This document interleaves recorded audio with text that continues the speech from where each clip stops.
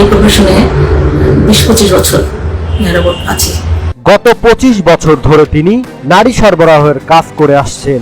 এ সময়ে তিনি অন্তত 6000 তরুণীকে গড়ে তুলেছেন এই ব্যবসার জন্য।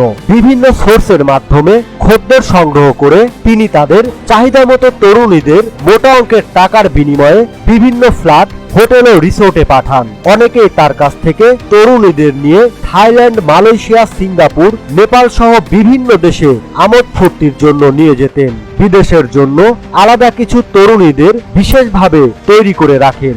বিত্তবান খদ্দের চাইলেই তাদেরকে সরবরাহ করেন। দীর্ঘদিন ধরে খদ্দেরের চাহিদা মতো সুন্দরী নারী সরবরাহ করার কারণে তার আলাদা সুনাম রয়েছে।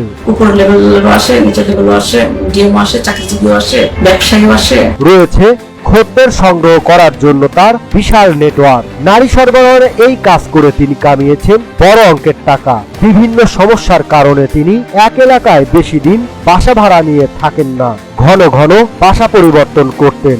বিভিন্ন এলাকায় তার সুবিধা মতো বাসা ভাড়া নেওয়া থাকতো। অনেক ক্রেতা যখন নারীদের নিয়ে যাওয়ার স্থানের ব্যবস্থা করতে পারতেন না, তখন তিনি নিজেই তার ভাড়া বাসার সুবিধা করে দিতেন। সেলিব্রিটি, চাকরিজীবী, কর্পোরেট মিলিয়ে ঝিলিয়ে 6000 মেয়েদেরকে চিনি। নীলা তার সমস্ত কাজের জন্য একটি বড় চক্র গড়ে তুলেছেন। চক্রের সদস্যদের আলাদা আলাদা কাজ ছিল। চক্রটি নারী সরবরাহ করা ছাড়াও বিভিন্ন ধরনের কাজ করত।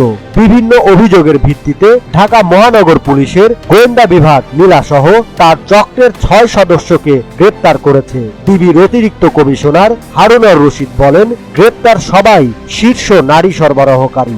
সামিন আলম নীলা 6000-এর মতো নারী সে সাপ্লাই দিয়েছেন।